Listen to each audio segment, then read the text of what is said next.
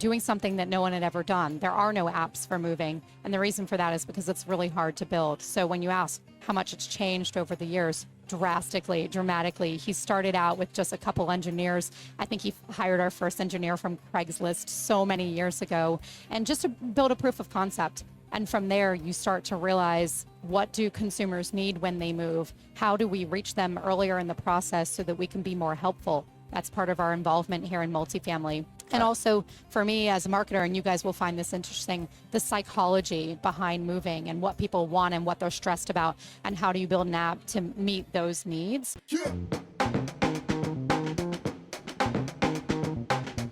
Okay, we're here with Jenna from Updater.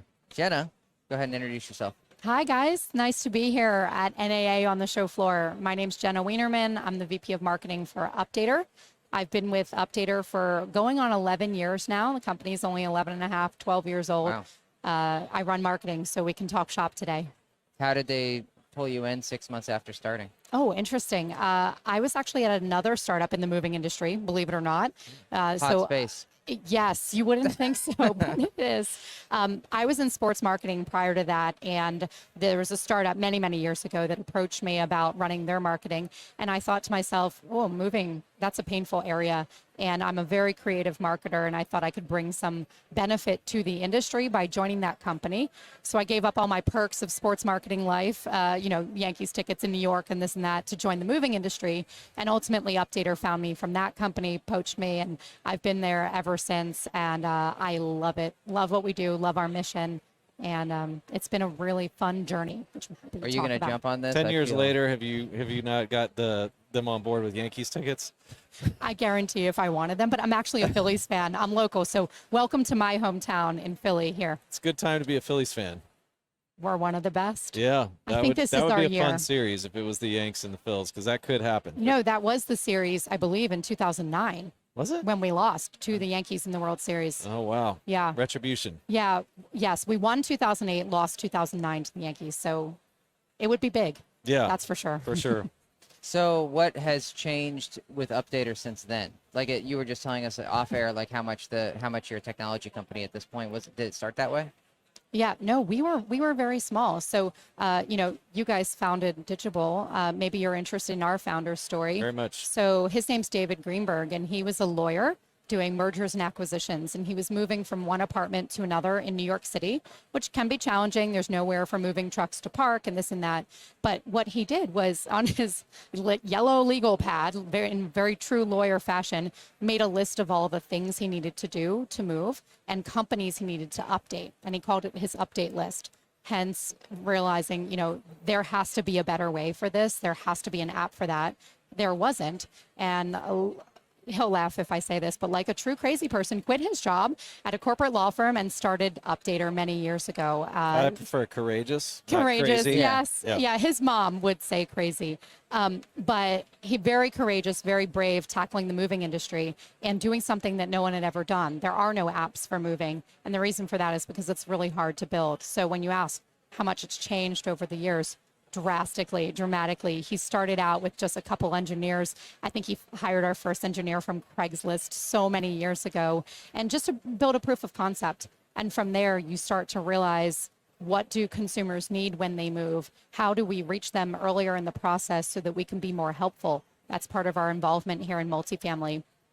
And also for me as a marketer, and you guys will find this interesting, the psychology behind moving and what people want and what they're stressed about, and how do you build an app to meet those needs. So the company's changed a lot, obviously grown. We've got almost 2.5 million units live on the platform now. We can talk a lot about that, but we've grown, we've expanded into different industries, and ultimately this is a marketplace for moving and all the different things that you need when you move, from securing your internet to getting your renter's insurance to buying boxes and booking a moving company, and of course all of the community specific needs that come with moving, like registering a pet or booking the elevator for move-in day, etc.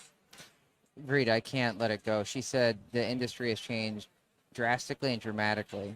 Do you remember we worked with someone that made up a word called dramatically? I don't remember, but it doesn't surprise me. Yeah. I mean, even our name Digital obviously made up and points at, Whatever. whatever. It used to drive you bonkers. You were like, dramatically is not a word. That does drive me drastically. crazy, but I also have been guilty of that. And I think it was devious, deceivious, Yeah. deceivious Yeah, yeah, Oh. yeah, yeah. that I got called out on. And I was like, yeah, you're right. That's not a word. I think we should try to work it into today's episode. Yeah, absolutely. Okay. We're bringing some new words, new language to the listeners. If I it's Okay, super go. fast, I normally Okay. don't jump in front of David on, but the comment about there's not other moving apps. I'm not challenging. I just want you to clarify because it would be hard for me to believe, and I haven't moved in a little while. But that budget, like some of the national moving companies, don't have apps. You're not necessarily saying that. I am, from what you've told me, I Right. see you as almost this intermediary app. Yeah. Like, that you guys are the conduit, between a moving company and where somebody's moving, and specifically in multifamily. But can you just clarify? You're not saying there's Sure. not general moving apps. No. What I'm It's saying. the nature of right. what you guys. So if you think about moving, it's more than just the trucks Sure. and the yeah, boxes. It's yeah. everything that goes along Yeah, all with the it. things you mentioned. Yeah. All of the updates you need to make that were on David's yellow list, right? All of that. So to answer your question, we operate in a way that almost our app acts as a moving checklist that also allows you to accomplish everything on that list. So it's not just an empty list where you can say, I need to do this reminder thing, check, check, check. You can actually do everything in Updater. So it is a handy tool and application. Now, of course, there are other apps that do some portions of those. You could use Evernote to organize your move. You could use Sortly. You're raising your hand. Are you an Evernote guy? I'm a big Evernote guy. Yeah. So you could organize your whole move on Evernote, Yep. but you can't actually accomplish the tasks. And Right. that's where Updater is really different, where we've built this checklist. You can add your own tasks to it. The communities can customize the tasks for what they need to make sure their residents know everything and all the questions are answered, right, when someone's moving in. And then, of course, all of the extra that we do way beyond the moving truck. Yeah, how much does the resident, they download the app when they start, it seems, and then is there a half-life on this? Like you use it kind of for the month of the move and then you're not really engaging with the app afterwards, or how does that work? I would say that there's really a 16-week window that we call the mover life cycle marketing talk here, right? 8 weeks prior to the move, moving day, and 8 weeks post-move. And 8 weeks ahead of time, if you've moved recently, that's 2 months. That's a lot of preparation. You've got procrastinators that get ready for their move 2 days beforehand, too. That was me. We just moved. We got ready. How was it? I How actually did it started go? packing day of. But not to an apartment, to yeah. a From new house home. to Well, house. how did it go? Tell me. It's fine. Basically, I got a roll off and I just threw everything away, and then I moved my 5 T-shirts to the new place. That's good to go. Minimalist. Yeah, I am. And Nicole, my wife, she had a few more things in our baby, but Yeah. it was fine. Yeah. So, if it was fine, there are a lot of people who approach it, do it yourself, right? And at the very least, you'd be able to use our app, add a couple of things and reminders, and actually accomplish them. And for those who are not the do-it-yourselfers or procrastinators, they want to be prepared. They have checklists. They've done this before. And most importantly, I think a lot of the communities in the rental space, there are a lot of requirements to move into these buildings, from renter's insurance to making sure that the electricity is set up so you don't get caught with someone else's bill or someone else doesn't get caught with your bill when you move out. There's so many nuances, and each community is unique. And frankly, if someone is worried about getting everything right and getting everything done on time and not waiting to the last minute, these apps like Updater, other apps that exist, Evernote, however you want to do it, are really helpful for them. Moving is stressful. Old survey, very old survey. It's the third most Yeah, I stressful was going thing to in say, life. I know it's in the top 3. Yeah, it's death, divorce, moving, Really? taxes. Those are all the top 4. Yeah. Wow. And that, that's an old survey. I'd actually really like to redo that if you guys want to don't do know it if- with me. Raising a child, would Well, that's not a 16-week cycle, is yeah, that's true. it? For Am I most just people, slow? for most 18-year? people, it's not. I've always been a late bloomer, so maybe I'm just taking too long. 18-year cycle there. Yeah. Well, to be clear, it would have been nice because we had to go through 2 different mortgage brokers, and one of them had a really nice app checklist program that made it easy, and one did not. And it would have then also been nice to be like, now what's next? Now we had a great Right. agent that was like, don't forget to do this, don't forget to do that.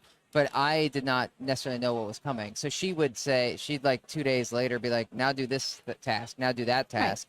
And it would have been nice to budget myself differently, because if I have a couple hours, let me knock everything out versus let me kind of get it dripped in. I mean, Right. it worked, but it would have been nice. And I'm sure for her, my agent, it would have been really nice to have something that was templated. We work with realtors all over the country, and that's branded. It has their face on it.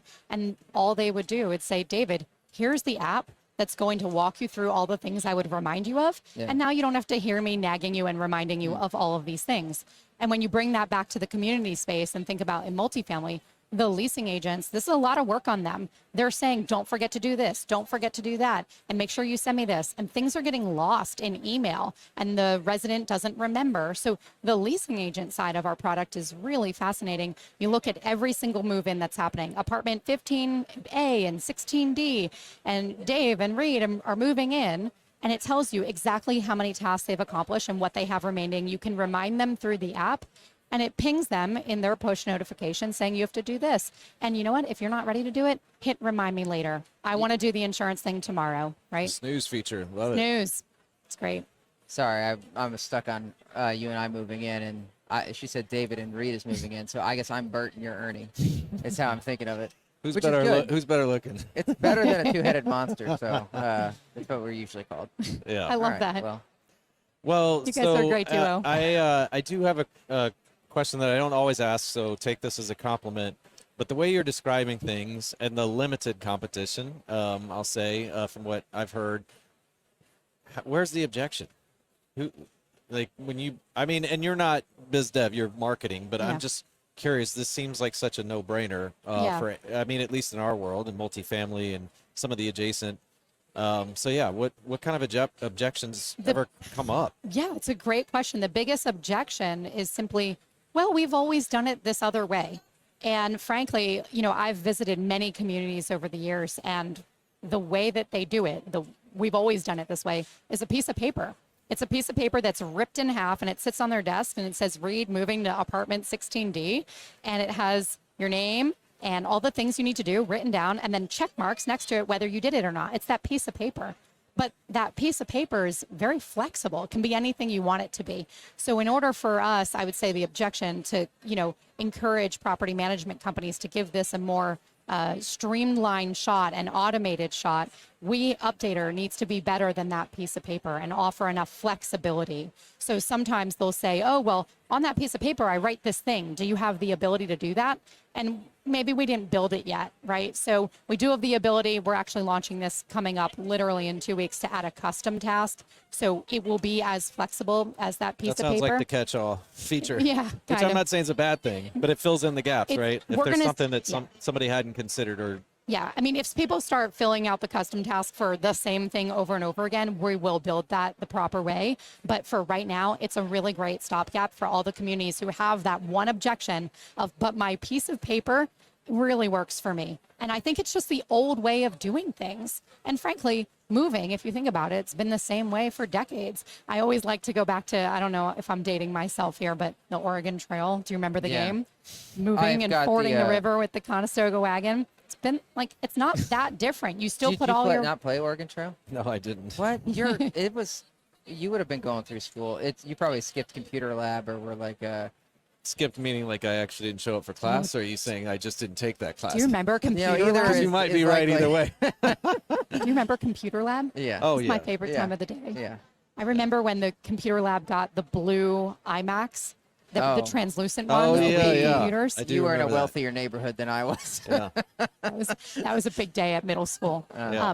Anyway, you put all of your belongings in this truck or wagon and you move from one home to another, and it's exactly the same way, right? Like there hasn't been much innovation in this space. To your point, like moving companies, sure, they might have an app, but that just covers the move. Right. What about everything else? And also, frankly, I'm a big proponent of mental health, making sure that you're taking care of yourself during this process. That's 16 weeks.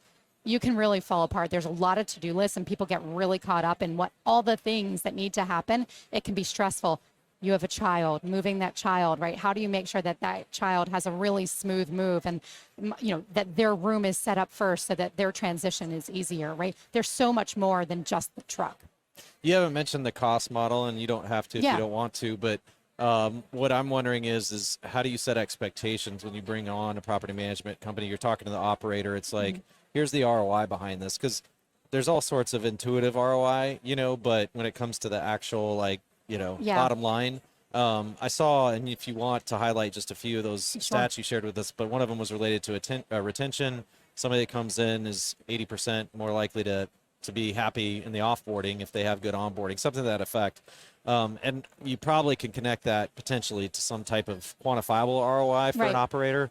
But yeah, I'm going to assume that there's no charge to the resident, Correct. for downloading and using the app. So therefore, there must be some sort of rev share on the Yeah. back end. So if I'm gonna, on some level, I'm paying for this as an operator. It's not free to me.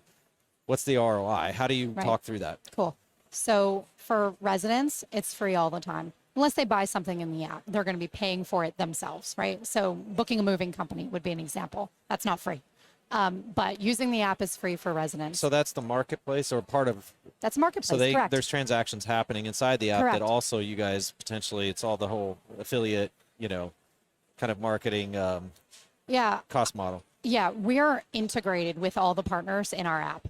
For example, if you need to book Comcast internet, full integration with Comcast, Yeah. right? So really slick. You can buy online, you can call us on the phone, etc. But going back to your question, free for Yeah. the resident.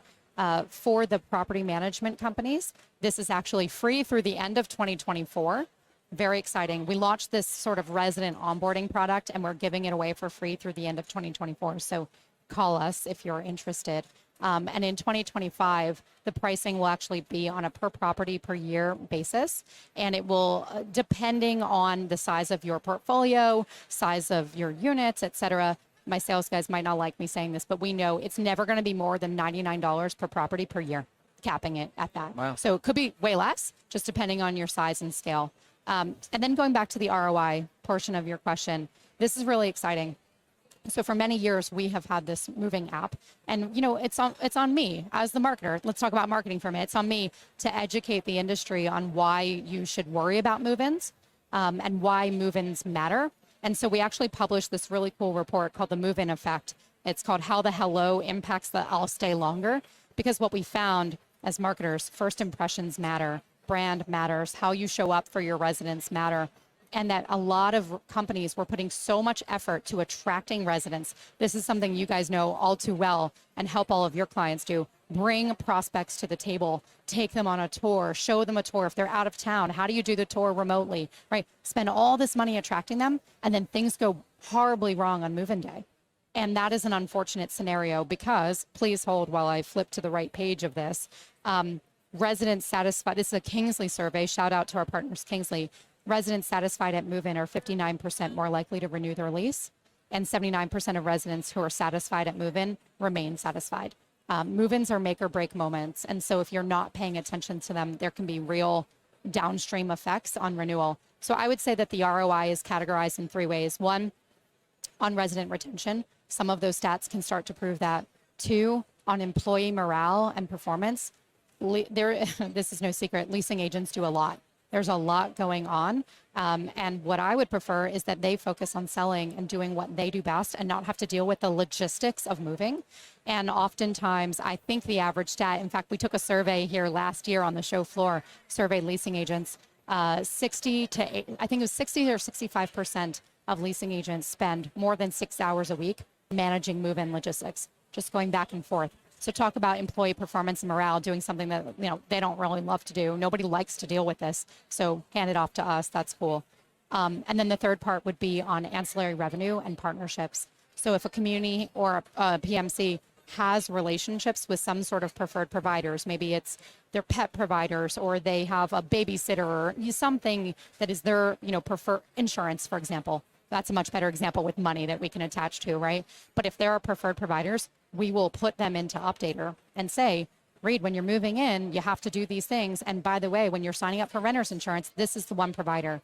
And when we actually throw those preferred providers into Updater and make sure it's like listed and shown in the UX as recommended, we see a 37% on average increase in the take rate. So whatever that service may be, whether it's something like insurance where PMCs make money, right? Or something as simple as, here's our local babysitter option. People are more likely to make new choices for themselves when they move in. fun fact about marketing, moving, I believe the stat is movers are 4 times more likely to try new brands and open themselves up to new products and services when they move. Could be anything, a new restaurant when you move to a new area, right? Do you remember the acronym from Verizon, NEDICT? Oh yeah. Well, I remember. Oh, He and I couldn't cut tell our you. teeth in digital advertising 15, 20 years ago, maybe longer for me.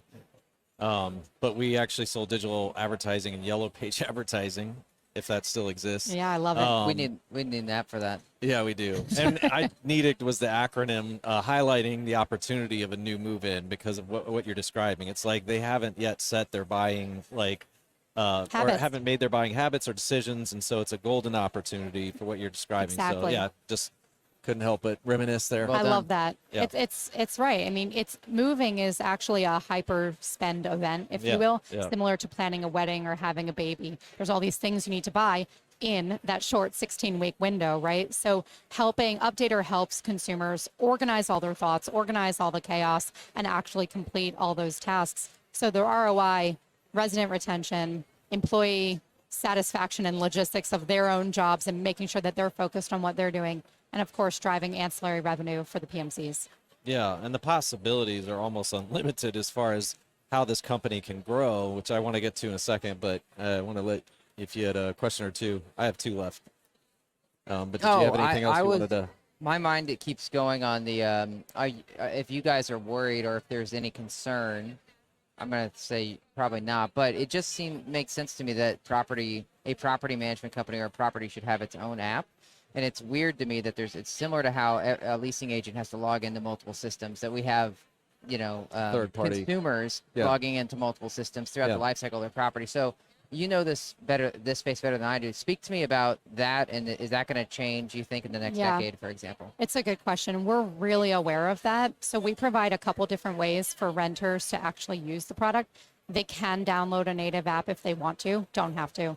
They can use the web app if they want to, don't have to. They can call us if they want to, don't have to. We actually have a call center where we can help with everything over Wow. the phone. For someone who wants to talk to a human, not everyone is a digital app, Evernote kind of person. And for people who are moving and are stressed, sometimes that human element is exactly what they need to make them feel a little better. So I do agree with you. There's a lot of swivel chair going on. We try to minimize that as best we can for the residents. In fact, we didn't even build our native app until I would say maybe 2 years ago, because people didn't want to download an app for just that period of Yeah. time. It's like, why do I have to download this and delete it? But what we found is over the last 2 years, this has shifted in marketing. People are more willing to download apps for a short period of time or for one instance. For example, I have an app on my phone that's been sending me push notifications all day from NAA. Yeah. I don't know if you guys downloaded the NAA app here, Yes. but I'm getting push notifications and I'm only downloading it for this week. And that's okay. Back in the day when phones didn't have as much memory, I think it was not as cool to do that, but now it's fine. So we built that native app. But then the swivel chair effect on the leasing agent side was your question. This is something real. This is something people are facing login fatigue and platform fatigue.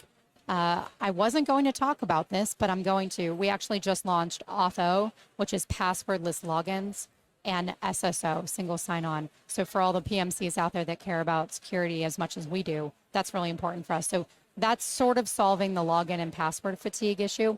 But when it comes to the platform fatigue, companies are operating out of Yardi and out of RealPage and out of Entrata. They don't necessarily want to be logging into Updater to manage their moves, like in this other place. We totally understand that. So when we built the app, we have full bi-directional sync back into the property management systems. So let's say you're moving and you want to show your proof of electricity. You can upload it into Updater because you're using that user-friendly, renter-friendly move-in app. And then it syncs right back to RealPage, Yardi, et cetera. So that makes it a little bit easier. We're also allowing the leasing agents to auto-approve some tasks. So if there are some documents that need to be uploaded that are more just verification documents and the leasing agents don't need to actually review them as, I guess, deeply as some other documents like your ID, your form of ID, something like that, you can just auto approve it. So it prevents the leasing agent from having to swivel back and forth from RealPage or Yardi or Entrata to Updater. And it's all bi-directionally synced. So it's really easy. I think the biggest benefit there is that the consumer has this incredible, easy experience for all things moving. And then at the end of it, we point them to the resident app, the community app, whatever that may be. And that's where you get started on your journey. And you could always add that in as one of those tasks. Now download the resident community app. That's exactly how it is. Okay. Happy to show you. Yeah. Well, I'm going to try and cap myself. I had 2, now I have 3. And the third is just more of an opportunity example, and I'm sure David will appreciate this. I don't know if it entered your brain at any point in this conversation, but the opportunity for review generation Oh, it didn't, but that makes sense. on the tail end of this, Yeah. because if it's as smooth as you're saying it is, and by all accounts, and knowing your penetration in the number of units and all that stuff, there's all sorts of struggles for properties to build reviews, good reviews in particular. And it would just seem like a no-brainer that as I'm wrapping this up, my move, and if you guys are crushing it, aren't they going to get a positive review? Most of the time, yeah. In fact, So is there any element of supporting properties like, goals of yeah. positive review generation? 100%. It's on our radar. And I'm going to tell you why, because it actually influences my own marketing for Updater. So funny story, at the end of the moving process, we send out a survey to say, how did you enjoy using this app? And many of the residents actually interpret that as, how did you enjoy moving into our community? And they leave positive reviews. Exactly. So what's cool about it is we can actually take that and deliver it to the communities. But the downside is, our Google business profile, our Better Business Bureau, our Trustpilot is filled with a lot of really positive property reviews. I'll take that every day. I need to work on that as a marketer. Digital reputation is something for a whole separate topic. But when there are reviews coming through for the properties, we share them back with the properties. And we're actually going to be building a feature in the future to help disseminate these good help reviews. Post directly to Google, Exactly, for on their that. behalf. Yeah. That would be really cool. So yeah. coming up soon, yeah, but it's the perfect moment to reflect on, like, did you have a good experience in this one thing? Great. Now let's get you moved in and make sure that the rest of your life cycle and the rest of your resident journey is happy. Yeah. Last 2 questions. What's Updater's moat? If you know the question. So, Yeah. I mean, as successful as you guys have become, and it just seems to me, I'd be intimidated. I don't know about you, trying to compete, given all the integrations and all the groundwork that you guys have done to get to this point, could be considered, and I'm not trying to lead here, but a moat in itself. Right. But it's a fair question to ask a business that seems like on a rocket ship and, has all these incredible, possibilities and growth. What's to prevent somebody else from coming in and giving you guys a run for the future? I think it's happening. You alluded earlier, like, you'd be crazy to think that there's no competition. So there are companies coming in trying to do it. The moat, I actually think it has a couple folds to it. I don't want to go too deep here, but it's a combination of everything we've built so far, all the integrations with the marketplace providers, right? When you think about moving, there are so many things you need, products, you need services, things you need to buy to prepare for that move. Every single one of those service providers, and I'm talking like hundreds and hundreds of moving companies across the country, are integrated. We have made some strategic acquisitions over the years that have helped us go deep into each of these verticals. And I'm not saying acquisition's always the way. Some of these verticals we've built from scratch ourselves, or created some really tight partnerships that help us in some of those spaces. But we've been doing that for so long. We understand the industry. All of those partnerships and building the best possible marketplace for moving is really what I believe is our moat. That is very hard to do. And I mentioned there was no app for moving when David many, many years ago was looking it up. And I have really believed that it's because it's really hard. And some of the industries that we have to partner with, whether it be insurance or telco or moving, which are generational businesses passed down from, family member, grandfather down the line, they're really hard to integrate with. And a moving app, I believe, is only going to be as good as the things you can accomplish in it. So if you can't actually accomplish anything, it's just an Evernote. So I think the defensible moat here is really the marketplace that we've built, how many providers are in it, how expansive it is, and that property management companies can just tap into that. You don't have to go build it yourself. Yeah. It's already done. So is Updater private or public? Good question. We're private at the Okay. moment, but we were a publicly traded Should've let company me at know. one point. Oh, you were. We were, And then you went yeah. back to interesting Yeah. because I was like, I need to get on this. Thank Yeah. you. Um, We were. It was a really wild journey. It was kind of an alternative fundraising route, which is, again, Yeah. a whole other episode of this podcast. But instead of raising a Series B, we went public in 2015, 2016 on the Australian stock exchange. I was going to ask if it was a different exchange. Yeah. That is, We were small. People came to us and said the same thing. They're like, Yeah. you should. Do you remember this? Vaguely. Warner was like, you should do. It's like some Canadian exchange, and he's like, no, the UK. And I was like, I don't know what we're talking about here. Yeah, Let's as a just way to keep- raise money. I'll Yeah. just go get more bank money. Thank you. Yeah. Well, if you ever want to talk to David about it, Okay. I'm sure he'd be happy to. It was a very Fascinating. strange thing at the time, but it worked out for us. We had incredible performance while we were public, and ultimately we decided to delist because there was just a ton of VC interest back in America, and they cannot invest when you're public in Australia. So that was a long time ago, but we were public for 3 years. We're private again. And like you said, just kind of feeling like it's a rocket ship right now. A lot of good things going our way and great company to be a part of. And I was at dinner the other night with someone who was asking me, it's been 11 years that I've been at this company. What are you doing here? Like, how are you doing that? And, in startup years, that's a really long time. And I'm a really mission driven person. And we were talking about this prior to the start of the show. I really, and all of us here at Updater want everyone to have smoother moves, whether you're renting or you're buying or you're moving just down the block in New York City or moving with a baby.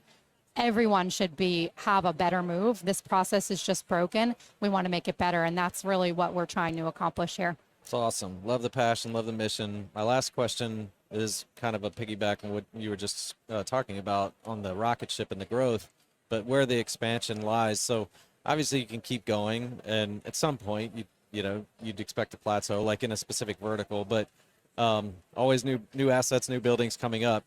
But where I'm going with this, and I imagine the complexity of helping somebody with a move-in in New York, for example, is not the same as it is in Austin. Take that a step further, North America. Take that a step further, Asia, globally, like internationally. So is there plans, to broaden, like what's the expansion plans Yeah, for the company? great question. You hit the nail on the head. Moves are snowflakes. They are all different and they require different things. Every single one of those moves has different needs. If you're moving long distance, you need a hotel, you got to drive, the whole thing. So the growth in terms of audience, right, just specifically there, obviously we're in multifamily. We work with real estate brokerages. We work with mortgage lenders. In fact, sometimes in the mortgage space, we actually embed some of our technology into theirs to make it a little bit more easier. That portal you referred to can have some of our, fan favorite features built in, which is really neat. We call that powered by Updater. But real estate, huge vertical for us. Obviously, student housing is something we haven't tackled yet. Senior housing, we have not tackled yet. And of course, the population of the country that moves more frequently than anybody else is the military.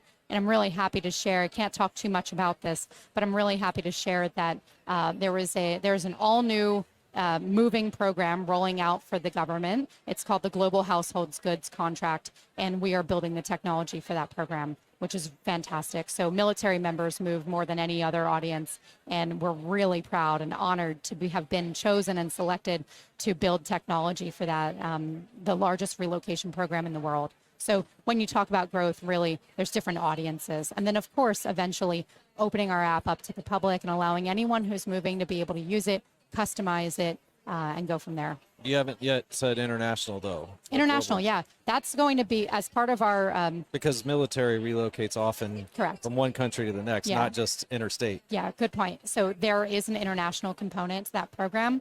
Can't say much more about it than that, but we will be international with that program. And then it, of course, sets the stage for where we go in the future.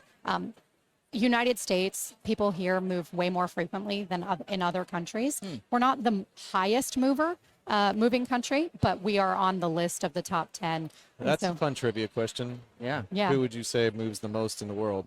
Like which country? If I- we're not it, because I would have actually thought that the States probably was number one. I had never thought about it, but I actually was thinking maybe the States would be one of the slower moving countries. but I don't know. Do you know who? I totally walked myself into this. I don't know, okay. actually. In fact, I've never studied this. I could go look at all the Somebody different get census their reports. phone out and Yeah, Google. please. I walked myself into that one. But I've never studied that. You can, of course, like look at all the different census reports and compare. But I did hear a study a couple years ago that we're not the top. Okay. I don't know who the top we're is. not David's the usually bottom. pretty fast at this. I think Yeah. he's. All right, let's I'm do going it. to put you on like Well, a 10 you second can- clock. Yeah. It's What- funny. I've been studying this for like 15 years and I don't have the answer to that question. I'm really embarrassed right now. Oh, I've walked into that before. Just the other day at our all hands company meeting, I said, all right, $10 gift card to the coffee shop down the street. If you could tell me what GPT stands for. And somebody raised their hand, thank God, because I was like, I don't know the answer, but I'm still asking the question. Yeah. Yeah.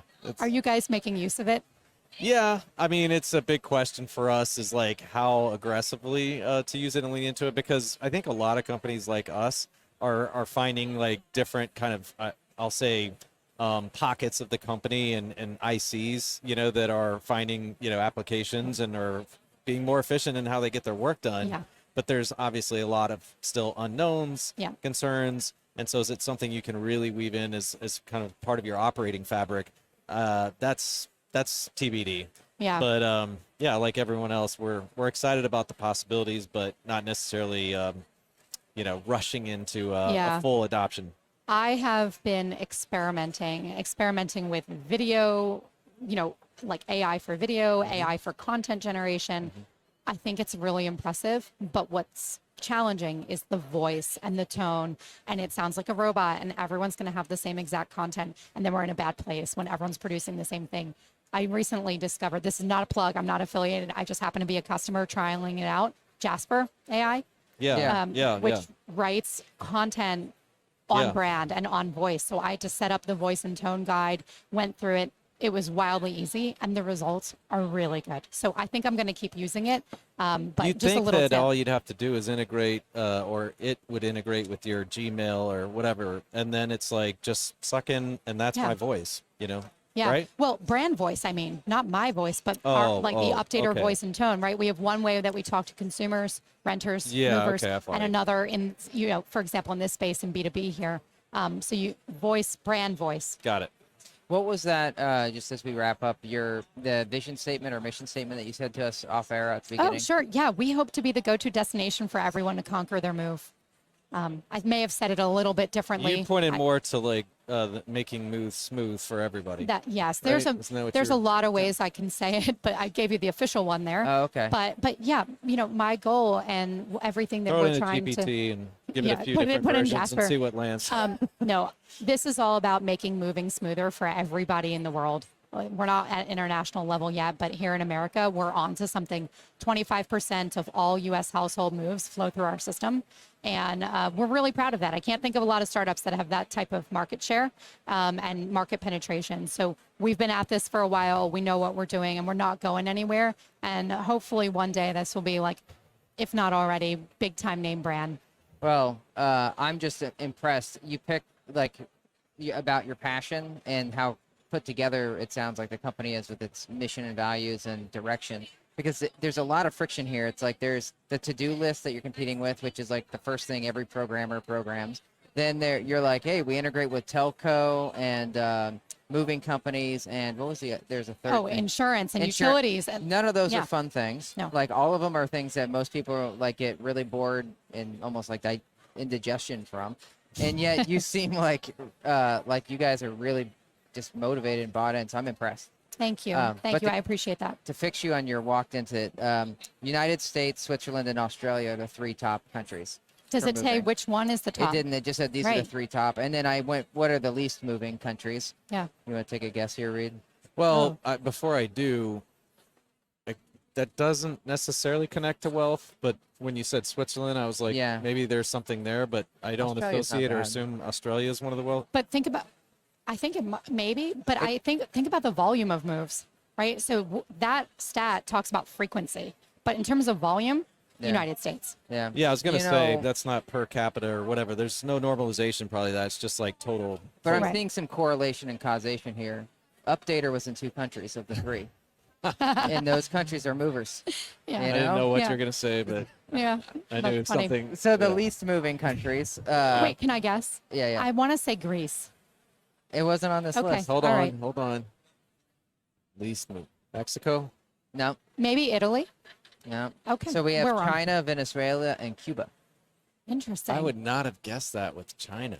Maybe Cuba. It says that Venezuela's a China random. restricts its movement of its own population. Okay, so it's Oh, you're not allowed. It's beer, you know. It's like It's like government restricted, yeah. yeah. And then Cuba, maybe they want to be moving but are not able to move. I wonder what Right. the intention is behind that, as far as restricting like the time before you can move. Those might be the countries we go to last. Yeah. Yeah. Yeah. To answer your growth question, That- where that are we makes not it going? easy. Yeah, for You sure. know, Cuba's not on the list. Venezuela, we'll wait. Yeah. All right. Well, thank Yeah. you. So, Jenna, if people want to learn more or get in touch, what's the best way? Yeah, updater.com. If anyone wants to email me directly about anything, you can reach me at Jenna, Jenna, at updater.com. You can hit updater.com, or if you want to specifically talk about move-ins, updater.com/move-ins. Awesome. Well, thank you. Thank you for having me. This was so fun, and I hope you guys enjoy the rest of the show, and it's wildly successful for you. If I can ever do anything, please let me know. Where should we go eat tonight? Leave us with that. Yes. Since Oh, my you're goodness. native. Okay. Do you have a favorite cuisine or something that you are really excited about? It's more what would we shy away from? Because he and Yeah. I both eat almost anything. Okay. Just no sea urchin. Okay. Have you had a cheesesteak? We haven't yet. We've. No, I did. Oh no, you did your yeah, first day. I thought you had got the a hotel leftovers, cheese- Kenzie. You didn't. It didn't. We ships passing in the Okay. night. You know. Mine was solid, but I did go with American, and I should have. I prefer provolone, but Okay. I don't know. I think our team went to D'Angelo's. That sounds right. Angelo's. Sorry. Angelo's on Yeah. 9th Street. Yeah, yeah. Yes, delicious. Now, they do chicken cutlets really well. Now, okay, I'll leave you with this. There's one thing Philly does really well, it's food. And Italians, and Italian food, sandwiches, cheesesteaks. Cheesesteaks, if you want one, Jim's, 4th and South Street, that's where you go. Now, there's a big debate between Pat's and Gino's here. You've probably heard of that. There are two cheesesteak restaurants that are competing. They've been there since the 50s or 60s. They're on opposing corners. Talk Cheesesteak about wars. I love competition. it. Cheesesteak Sounds wars. like a show. Yeah, and one of them is very subtle and has all the original decorations and design from the 60s. The other one looks like Las Vegas, big, huge signs. And there's a debate between the two of them. And you go and you eat both and you try them. I'll let you decide on your own. Okay. My favorite's Jim's because they, so what Pat's and Gino's do is they put slices of steak. I like when the steak is chopped on the grill and my mushrooms and red Yeah, peppers are like mixed in and then they put it on the bread. So Jim's chops the steak and that's why I find it to be the best. So Jim's. But if you want the real local tip, cheesesteaks, a lot of people in Philadelphia don't eat them that often. I mean, we do, but it's what we're known for. But if you want like the real insider tip, there is a sandwich at the Reading Terminal Market, which is 1 block from where we are standing right now. It's a place called Tommy DeNick's inside the Terminal Market, and they do a roast pork, broccoli rabe, sharp provolone with a little bit of oil. That sandwich is fantastic. So Okay. I took some partners there yesterday, and then I fell into a food coma in the afternoon. But Well, that's just what he needs. that would be my advice. Would I'm be in a bit of go a try that perpetual one. food coma. At least I have been since I got to Philadelphia. It's what we do here. But for dinner tonight, I would recommend somewhere Italian because it's what we do best. If you're looking for somewhere close to here, there's a restaurant called Little Nona's, Nonnas', Little Nona's, and they have a cute little garden outside. Great Italian red sauce spot. And if you want something way more unique, hop in an Uber, go down south to South Philly, the Victor Cafe, red checkered tablecloth, old school Italian. I think a part of Rocky II was filmed there. And the servers sing opera to you while you're eating. And it's amazing. Just really, really cool, unique spot. But there's amazing Italian throughout the city. Wow. You are a wealth of information. Yeah. She's passionate Up about there all in of it. Philly, yeah. This is why I'm in marketing, right? I think marketers are generally passionate about things. Yeah. And you have to be in order to market whatever it is you're marketing. Yeah. But thank you. I'm going to take that as a compliment. You Thank should. They're Sweet. very lucky to have you. Thank you. That's very sweet of you. All right, Jenna. Thank you so for much. having me. Thank you.